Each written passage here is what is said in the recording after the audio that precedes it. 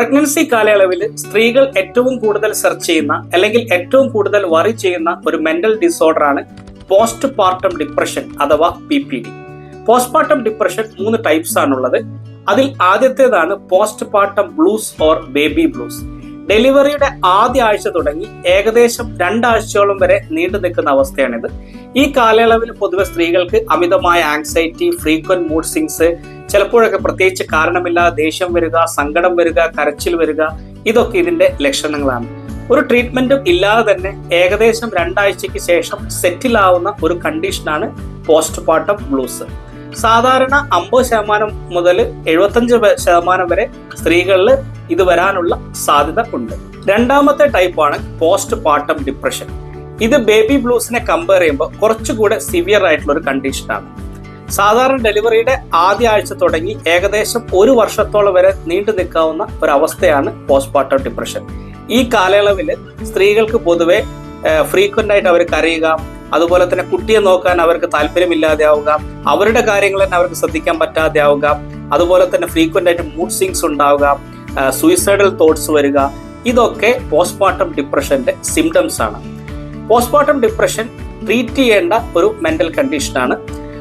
Psycho therapy ഇതിന് വളരെ effective ആയ ഒരു ട്രീറ്റ്മെന്റ് ആണ്. പോസ്റ്റ്മോർട്ടം ഡിപ്രഷന്റെ സിംറ്റംസ് കണ്ടു തുടങ്ങിയാൽ തന്നെ ഇമ്മീഡിയറ്റ് ആയിട്ട് ഒരു സൈക്കോളജിസ്റ്റിന്റെ സഹായത്തോടു കൂടി സൈക്കോ തെറാപ്പി സ്റ്റാർട്ട് ചെയ്യേണ്ടതാണ്.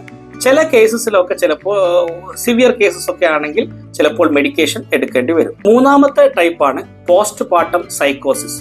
ഇത് പോസ്റ്റ് പാർട്ടം ഡിപ്രഷനെ കമ്പയർ ചെയ്യുമ്പോൾ കുറച്ചുകൂടെ സിവിയർ ആയിട്ടുള്ള ഒരു കണ്ടീഷനാണ്. ഹോസ്പിറ്റലൈസ് ചെയ്ത് ട്രീറ്റ് ചെയ്യേണ്ട ഒരു കണ്ടീഷനാണ്.